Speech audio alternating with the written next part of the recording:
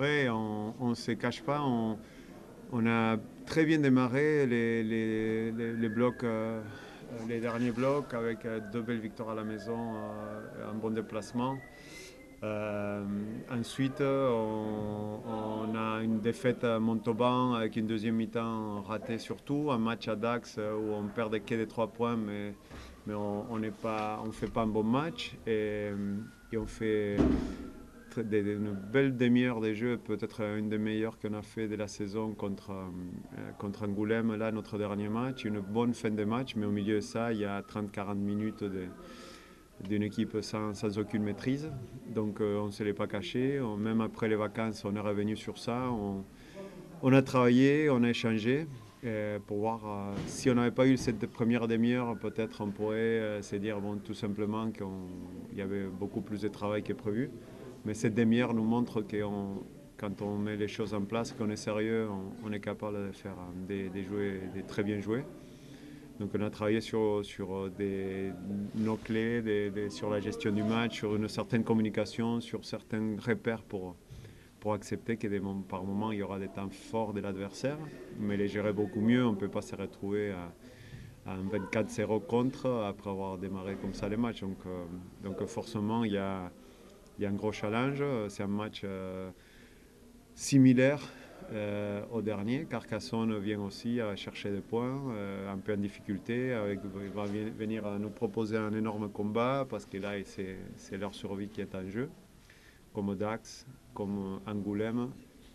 Donc à nous d'être très sérieux, d'être très appliqués pour pas avoir les passages à vide qu'on a eu contre Angoulême.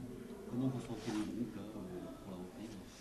Très bien, franchement, on sent une certaine fraîcheur, une certaine envie, une conscience de tout le monde. On ne s'est pas caché, comme j'ai dit, que sur nos 3 derniers matchs, on sentait une progression.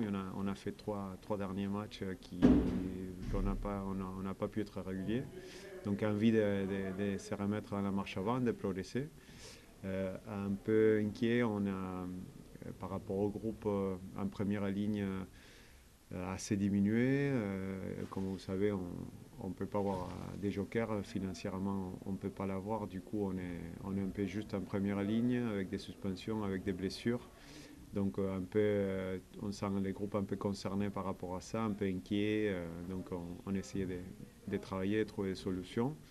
Mais en contrepartie, une vraie envie et sans se cacher nos manques, nos axes de travail et beaucoup de sérieux. Donc voilà, j'espère qu'on démarrera cette deuxième partie dès l'année, pas dès la saison, mais dès l'année, parce que la deuxième partie de saison est déjà démarrée, avec un peu plus de certitude que notre dernier match. Ce mois de janvier peut être particulièrement important, peut-être capital pour cette qualification. Certainement. On avait fait notre premier bloc, on a raté les coches de nous assurer d'être dans les 6, qui est l'objectif. Depuis un moment, on a pu se placer dans ces wagons de 6. Et certainement, il ne faut pas les quitter. Si on les quitte, ça va être très difficile de revenir. Donc on se met cette petite pression positive.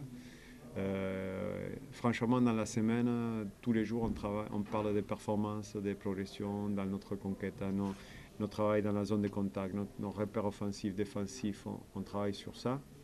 Mais on ne se cache pas qu'au niveau des points, il ne faut pas des faux pas, il faut justement qu'on commence à engranger des points et nous assurer de finir ces prochains blocs encore une fois dans les 6. Et si on les réussit, on se rapprochera vraiment à la sortie de ces blocs d'une vraie opportunité de jouer les phases finales. Mais ça tient à très peu, comme je te disais. Il ne faut plus de blessés en première ligne. Il faut que certains jeunes qui vont venir dépanner fassent des débuts à ce niveau-là convaincants et qu'on arrive à traverser tout ça en attendant de récupérer des joueurs blessés ou suspendus.